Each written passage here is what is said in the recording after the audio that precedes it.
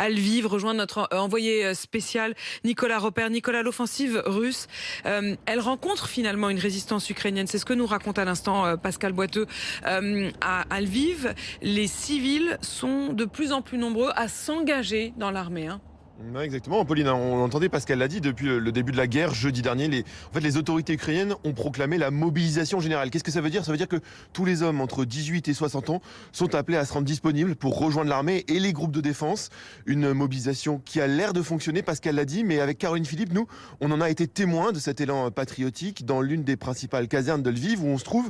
Il y a jusqu'à 1000 recrues qui se présentent par jour, c'est ce que nous a dit un des gardes.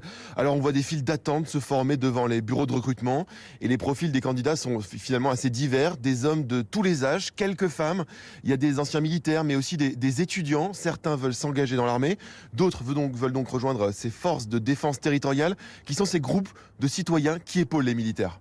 Devant ce bureau de recrutement militaire, une vingtaine d'hommes patientent, papiers à la main.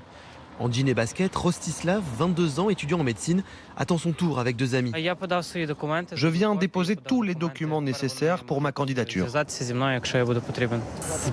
Ensuite, ils vont l'examiner. C'est mon devoir de faire ça. On doit mettre nos émotions de côté. Nous devons faire tout ce qui est en notre pouvoir pour aider notre État.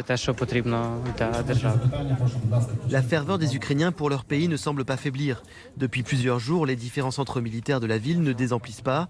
Volodymyr a déjà servi sous les drapeaux. À 38 ans, cet Ukrainien a fini par se résoudre à reprendre du service. Ça fait un mois que je réfléchis à m'engager de nouveau. Mais depuis quelques jours, les files d'attente sont énormes. Toutes les casernes et tous les centres d'inscription sont pris d'assaut. Donc j'ai un peu tardé. Les volontaires sont si nombreux qu'une liste d'attente a même été créée. Pour le moment, nous avons assez d'hommes et de femmes, assure l'armée qui gère ce recrutement.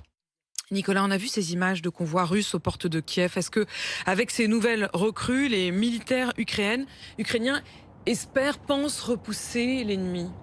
Alors, le nombre précis de nouvelles recrues n'a pas été rendu public par les autorités à Kiev.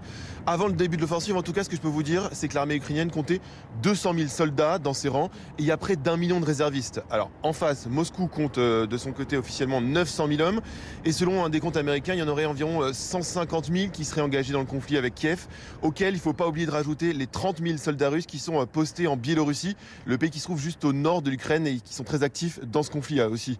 Les nouvelles recrues peuvent faire la différence, c'est en tout cas ce que veut croire Taras Ishik, c'est le porte-parole de l'armée ukrainienne à Lviv.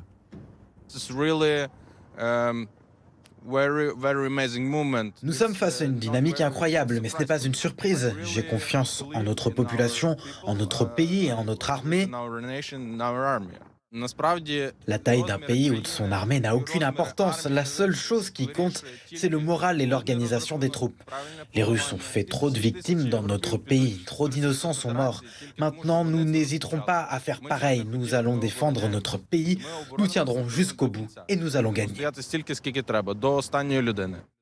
Cette ferveur patriotique est dopée par la guerre. Les drapeaux ukrainiens fleurissent un peu partout dans la ville et les habitants lancent des gloires à l'Ukraine dès qu'ils croisent un soldat pour l'encourager.